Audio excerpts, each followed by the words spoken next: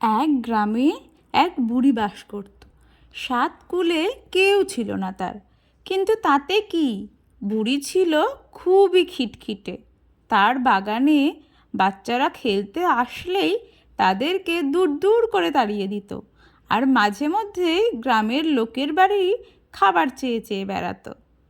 এইভাবেই লোকের বাড়ি খাবার চেয়ে চেয়ে বুড়ির দিন কেটে যেত। বাচ্চারা স্কুল থেকে বাড়ি ফেরার পথে বুড়ির বাগানে খেলছিল একদিন। ছুটি ছুটি, গরম গরম রুটি রুটি। হ্যাঁ হ্যাঁ। বাচ্চাদের চেঁচামেচি শুনে বুড়ি হঠাৎ বাইরে চলে আসলো আর তাদেরকে বকতে লাগলো। এই কারা রে বাইরে? কারা কারা আমার বাগানে নাচানাচি করছিস রে? দাঁড়া, দেখাচ্ছি মজা। ছেড়ে দাও, আমরা আর তোমার বাগানে আসবো না। আমাদেরকে এবারের মতো ছেড়ে দাও বুড়ি, ক্ষমা চাইছি তোমার কাছে। এই বলে বাচ্চারা দৌড়ে সেখান থেকে পালালো আর যে যার বাড়ি চলে গেল। কখনো আর বুড়ির বাড়িতে এসে খেললো না তারা। চল চল, তাড়াতাড়ি চল, না হলে বুড়ি আবার বেরিয়ে ভয় দেখাবে।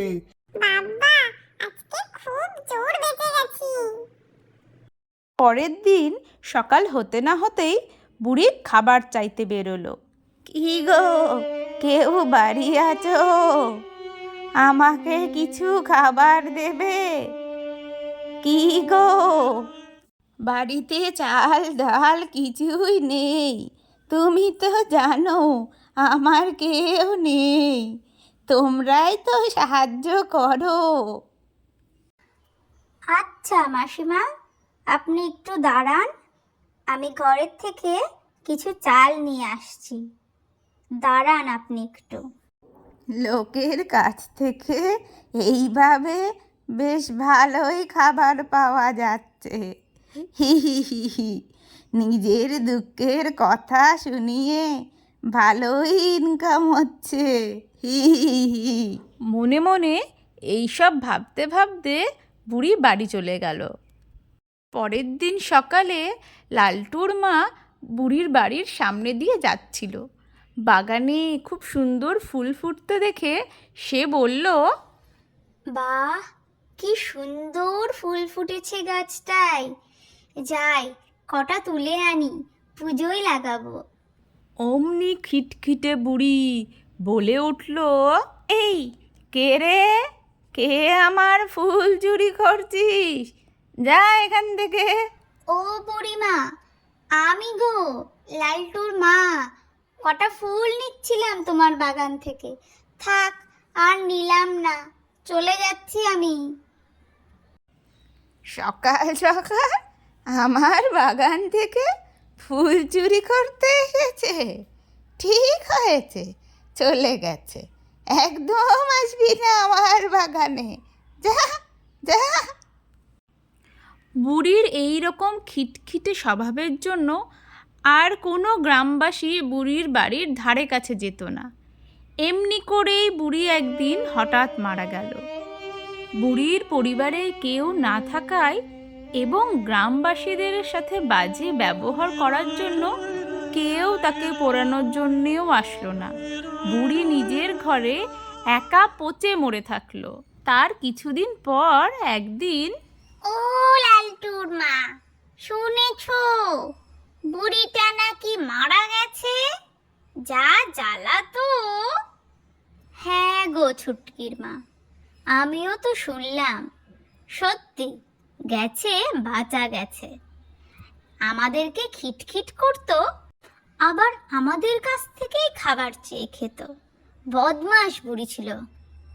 গেছে, ভালোই হয়েছে। ওরা চলে যাবার পর বাড়ির চালে বসা শাকচুন্নি তখন বলে উঠল, আমি মরে গেছি, ভালো ভালো দেখার মজা তোদের, আমাকে তোরা দেখেও দেখিনি। আমি মরে হয়েছি, আমি এখনো আছি, তোদের জ্বালাবো এবার। খিটখিটে বুড়ি যে এখন শাকচুন্নি, সে ঠিক করলো গ্রামবাসীদের জ্বালাবে এবার। যেমনি বলা অমনি কাজ। শুনেছো খিটখিটে বুড়িটা নাকি কিছুদিন আগে মারা গেছে?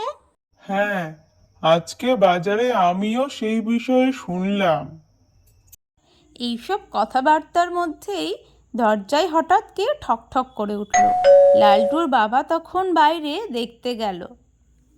বাইরে কাউকে দেখতে না পেয়ে একটু এগিয়ে গিয়ে আবারও এদিক ওদিক দেখতে লাগলো, কিন্তু কাউকেই দেখতে পেল না।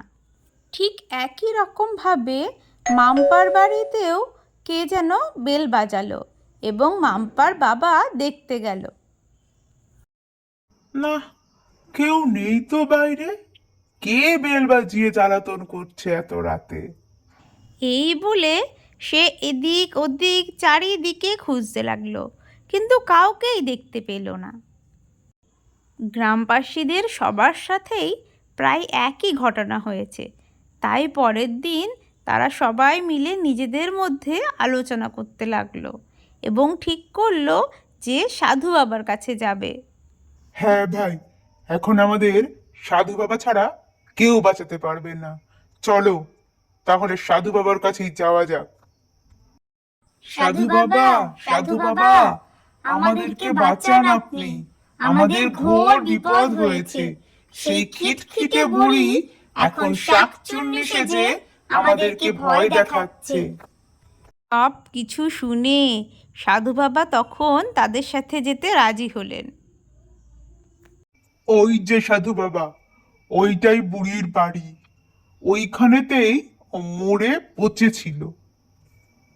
ঠিক আছে, তোমরা যাও, আমি দেখছি বিষয়টা।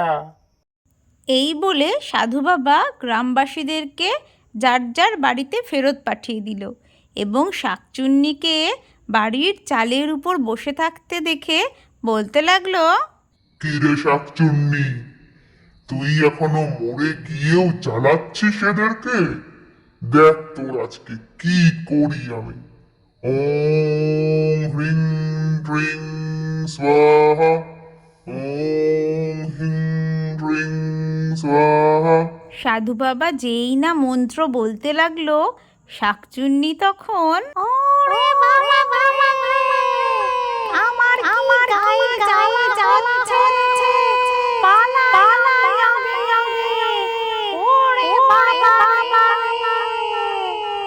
এই বলে শাকচুন্নি পড়ি মরি করে সেখান থেকে দৌড়ে নিজের প্রাণ বাঁচালো, আর গ্রামবাসীরা খিটখিটে বুড়ির থেকে রেহাই পেল। ভিডিওটি ভালো লাগলে লাইক, কমেন্ট আর সাবস্ক্রাইব করতে ভুলবেন না কিন্তু।